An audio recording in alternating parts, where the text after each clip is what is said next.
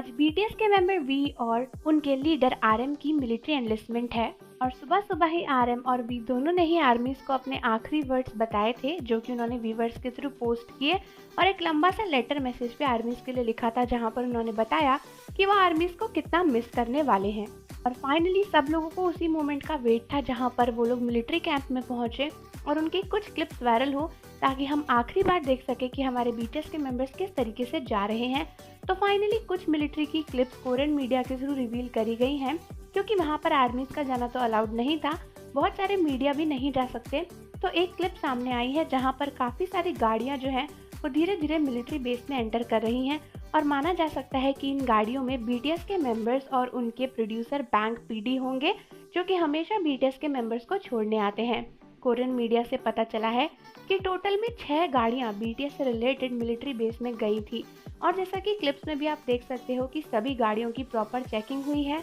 और उसके बाद ही उन्हें मिलिट्री बेस में एंटर होने की परमिशन मिली है। वैसे तो जब भी कोई एनालिस्ट होता है तो उसके साथ बहुत ही कम लोग आ पाते हैं, लेकिन क्योंकि बीटीएस इतने फेमस हैं तो उन्होंने पहले से ही परमिशन ले ली होगी कि वो अपनी 6 गाड़ियों को अंदर ले जा सके क्योंकि इतने सारे लोग किसी के साथ भी जाना अलाउड नहीं होते। क्लिप्स में ये भी देखा जा सकता है कि बीटीएस के बॉडीगार्ड पहले उनके साथ गए थे और उसके बाद कुछ ही देर बाद उनके बॉडीगार्ड्स को छाता लेकर वापस आते हुए देखा गया। हो सकता है कि बीटीएस अंदर जाने के बाद उनके बॉडीगार्ड्स अलाउड ना हो। वैसे भी अब बीटीएस की ड्यूटी अपने देश की रक्षा करना है, ना कि खुद की रक्षा करवाना, इसीलिए उनके बॉडीगार्ड्स को वहां से वापस भेज दिया गया होगा। वैसे तो पिछली बार भी जब बीटीएस के मेंबर्स एनलिस्ट हुए थे तो 6-7 गाड़ियां ही उनके साथ गई थी, तो हर बार की तरह इस बार भी 6-7 गाड़ियां अंदर गई हैं। अब देखना ये है कि बीटीएस की कोई और क्लिप हमें मिलती है या फिर नहीं मिलती जहां पर हम आरएम और वी को एनलिस्ट होते हुए देख पाएं, क्योंकि पिछली बार भी हमें कुछ क्लिप्स मिली थी जहां पर बीटीएस के मेंबर्स को भी कैमरे में कैप्चर किया गया था।